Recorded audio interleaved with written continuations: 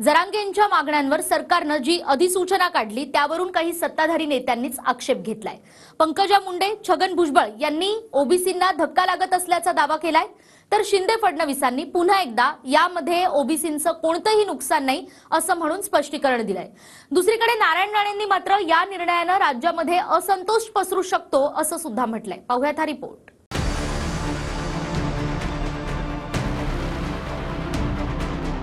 सरकारचा मसुदा आणि मागण्यांबाबत संशय कल्लोळ सुरू आहे।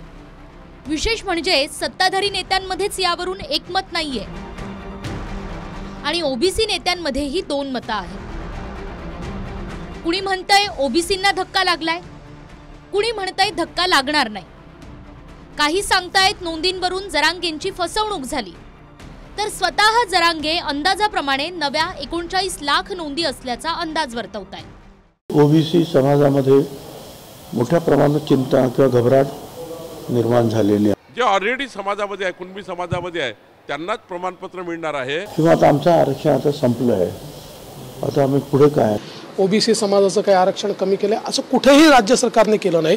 दाटीवाटी तर होणारच आहे, त्यामुळे ऑलरेडी ओबीसीनी जागा ओबीसी मध्ये त्यांना दिलीच आहे। ह्या जुन्याच नोंदी झालं आणि नवीन लोक आतमध्ये आले असं म्हणता येणार नाही। ओबीसीला तर धक्का थोडा लागलाय। समाजामध्ये ऑलरेडी कुणबी समाजामध्ये ज्या नोंदी आहेत त्या ऑलरेडीच आहे। मला वाटतं काही त्या ठिकाणी चिंता करण्याची गरज नाही। म्हणजे ओबीसी संपल्यासारखं आहे अशी एक भावना निश्चितपणे ओबीसी मध्ये निर्माण झालेली आहे। या समाजामध्ये तेढ लावण्याचं काम कुठल्याही कोणी करता कामा नये।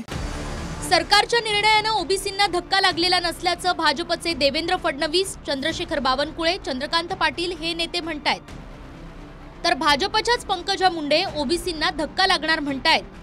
नारायण राणेंनी तर थेट इतर समाजात असंतोषाची शक्यता वर्तवली आहे आणि भुजबळ देखील सरकारच्या दाव्यावर असमाधान दर्शवतायत। आता ही लढाई आहे की पुढच्या पिढीला हवे आहेत, त्यामुळे ते ऑलरेडी कुणबीमध्ये आल्यामुळे ते ओबीसीत आलेले आहेत।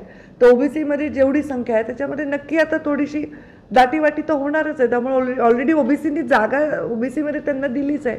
त्यामुळे ओबीसीला तर धक्का थोडा लागलाय, पण हा धक्काला आता कसं सकारात्मकतेकडे न्यायचं आहे हे आता सरकार बघेल। ओबीसीला धक्का न लावता द्या अशी मागणी आम्ही केली, परंतु अनेक वर्षात जे कुणबीचे सर्टिफिकेट घेतले गेलेले आहेत, ज्यांनी चॉईसनी घेतले नाही, काय पूर्वीच्या काळामध्ये विदर्भामध्ये मराठा समाजाने कुणबीचे सर्टिफिकेट घेतले, ओबीसीच्या जागांवरनं आता कुणबीचं सर्टिफिकेट घेतलेला ज्यांनी मराठा समाज आहे, ज्यांनी अनेक वर्ष सर्टिफिकेट घेतलं नव्हतं, ते राजकीय प्रश्न निर्माण होणार आहे। कारण मुंडे साहेबांचं आमचं सगळ्यांचं हेच मत होतं। तेव्हा राज्य सरकारचा प्रयत्न असतो की जास्तीत जास्त न्याय प्रत्येक समाजाला कसा देता येईल। काल जो आपण निर्णय घेतला, या निर्णयामुळे ज्यांच्या नोंदी आहेत अशा मराठा समाजातल्या जे काही नागरिक आहेत त्यांना खरं म्हणजे नोंदी असताना त्यांना प्रमाणपत्र मिळणं हे कायदेशीरच आहे, पण ते मिळत नव्हतं। त्यामुळे जो काही अधिकार होता तो अधिकार सोप्या पद्धतीनं त्यांच्यापर्यंत पोहोचवण्याचं काम आपण केलं आहे। काही प्रमाणामध्ये ओबीसी समाजामध्ये मोठ्या प्रमाणात चिंता किंवा घबराट निर्माण झालेली आहे।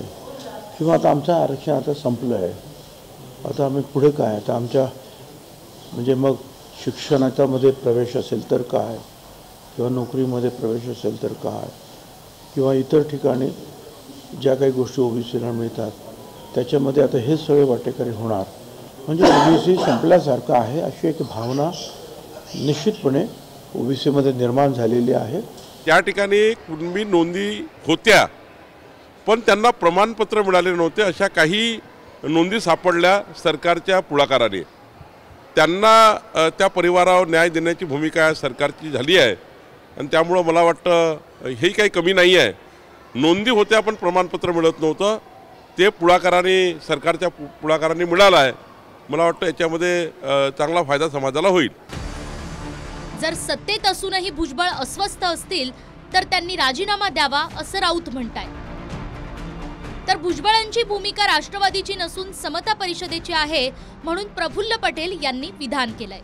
छगन भुजबळ साहेब समता परिषदच्या माध्यमातून ओबीसीच्या लढा आज नाही 30 वर्षापासून मी पाहतो आणि त्यांनी जे काही आजपर्यंत भूमिका त्यांची पूर्वीची, आजची किंवा उद्याची ते समता परिषदच्या माध्यमातून त्यांनी जेव्हा जेव्हा बोलले, राष्ट्रवादी पक्ष म्हणून कधी बोलले नाही. बाकीच्या गोष्टी जे काही आहे, अधिक काही सवलती बाकीच्याही जे म्हणजे आता त्यामध्ये समजा थोडे लोक वाढले, मी काही जास्त झाले असं नाही म्हणत, वाढले थोडेफार, तर ते ॲडजस्ट करायचं सरकारने ते मनस्थिती दाखवलेली आहे. ही भूमिका छगन भुजबळची आहे काय, ती कुणाला पटो न पटो, मला त्याची काही कर्तव्य नाही.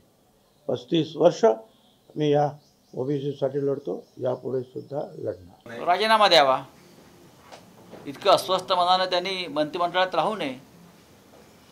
मुख्यमंत्री एक भूमिका घेतात, तुम्ही एक घेताय. तुमच्यामध्ये जर मतभेद असेल मंत्रिमंडळामध्ये तर तुम्ही, ते शिवसैनिक आहेत पूर्वाश्रमीचे, स्वाभिमान आहे त्यांच्यामध्ये असं मी मानतो, त्यांनी दूर व्हायला पाहिजे या सगळ्यात. यात मात्र भाजपच्या बावनकुळेंनी कालच्या निर्णयाचं समर्थन केलंय. मात्र त्यातल्या तरतुदींवर आक्षेप असल्यास हरकती येतील आणि सरकार तेव्हा कुणावरही अन्याय करणार नाही असंही म्हटलंय. आज तरी मला वाटतं ओबीसी समाजामध्ये कुठलाही अनरेस्ट करण्यासाठी मला वाटतं काही त्या ठिकाणी चिंता करण्याची गरज नाही. जे ऑलरेडी समाजामध्ये आहे, कुणबी समाजामध्ये आहे, त्यांनाच प्रमाणपत्र मिळणार आहे. कालच्या निर्णयावर मात्र आक्षेप सुनावण्या वगैरे होणार आहे. महाराष्ट्राच्या सर्व ओबीसी समाजाला संधी आहे, आपापलं मत मांडण्याची संधी आहे. सरकार सर्वांचं ऐकूनच पुढे निर्णय घेईल असं मला वाटतं. दुसरीकडे प्रकाश आंबेडकरांनी एका बाजूला मुख्यमंत्री शिंदेंचं कौतुक करत भाजपला डिवचलंय आणि सरकारच्या या निर्णयानं मराठा ओबीसींमधली दरी वाढत जाईल असंही सांगितलंय. जे मराठा समाजाचे पुढारी स्वतःला म्हणत होते ते सगळे क्लीन बोल्ड झाले. जे काही मला फोन आले, ज्यांच्याशी चर्चा झाल्या, त्याच्यावरनं जो काही मी गिस्ट काढला तो हा आहे की एकनाथ शिंदे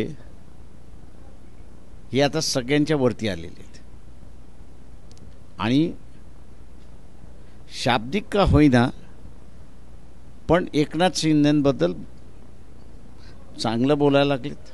नुकसान जर कोणाचं झालं असेल तो टोटल बीजेपीचं नुकसान झालं. बीजेपी एकनाथ शिंदेला पुढे करून ओबीसी आपल्याकडे खेचायचा भाग चालला होता. दरी मिटण्यापेक्षा दरी वाढली असं मी त्या ठिकाणी म्हणणार आहे या निर्णयामुळे.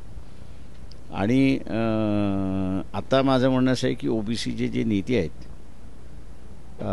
हे अधिक जोराने जोमाने या निर्णयाच्या विरोधात जातील. जे आम्ही काय म्हणालो की आम्हाला सत्ता ज्यावेळेस मिळेल त्यावेळेस याचा फॉर्म्युला आम्ही मांडणार आहोत. दरम्यान कुणावरही अन्याय झालेला नाही, यात समाजात वितुष्ट निर्माण होईल अशी विधानं न करण्याचं आवाहन मुख्यमंत्री एकनाथ शिंदेंनी केलंय. मराठा समाजाला न्याय मिळाला पाहिजे ही भूमिका सगळ्यांची आहे आणि मग मराठा समाजाला न्याय मिळाला पाहिजे ही भूमिका असताना मग अशा प्रकारचं वक्तव्य करणं की मराठा समाजाच्या तोंडाला पानं पुसली, मग त्याच्यामध्ये अडथळे आणणे, त्यामुळे या समाजामध्ये तेढ लावण्याचं काम कुठल्याही कोणी करता कामा नये.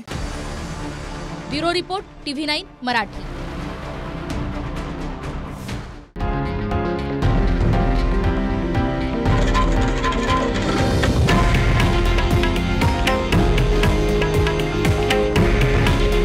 हे आहे देशातील नंबर 1 न्यूज नेटवर्क आणि आपण पाहत आहात TV9 मराठी. काळजी तुमची, हित महाराष्ट्राचं.